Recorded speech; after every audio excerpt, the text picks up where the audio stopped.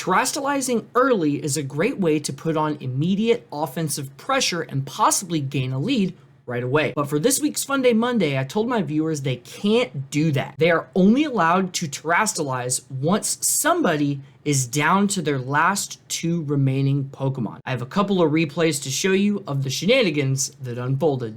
The first game of this week's Funday Monday comes to us from Swede, playing the first of a 3-game set against Twiggy 1.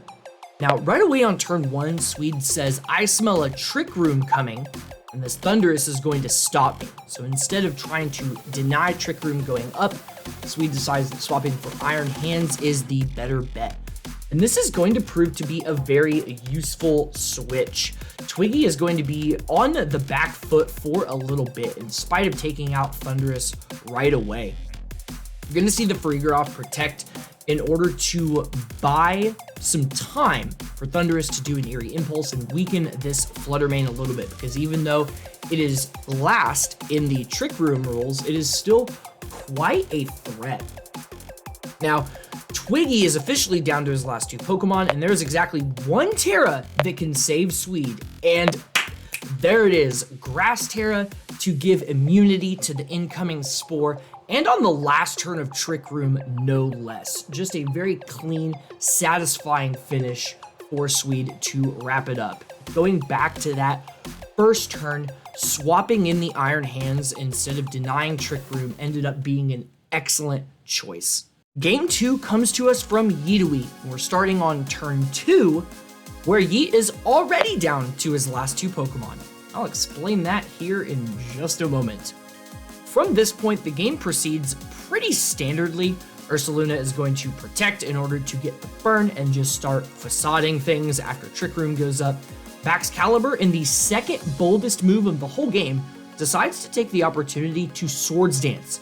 Will then go drops immediately. Baxcalibur is able to hold on and get an Icicle Spear into the Cresselia. Unfortunately, it stops short at 3 hits, and we see that this Baxcalibur is actually Ice Body.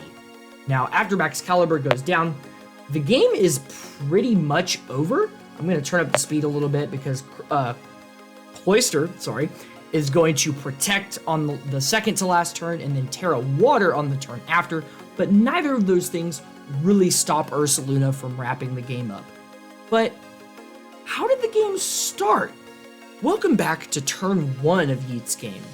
If you're wondering how exactly he got down to his last 2 Pokemon right away while his opponent was unscathed, here you go. Yeet opens by doing the following.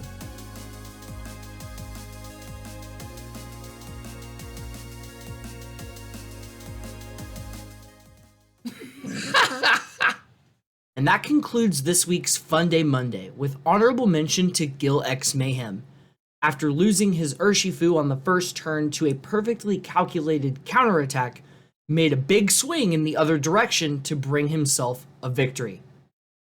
The submission period for week 10 has already concluded. What you're going to see on next week's episode is as follows. Submitters were only allowed to use starter Pokemon. Have a great week, and I'll see y'all on Monday.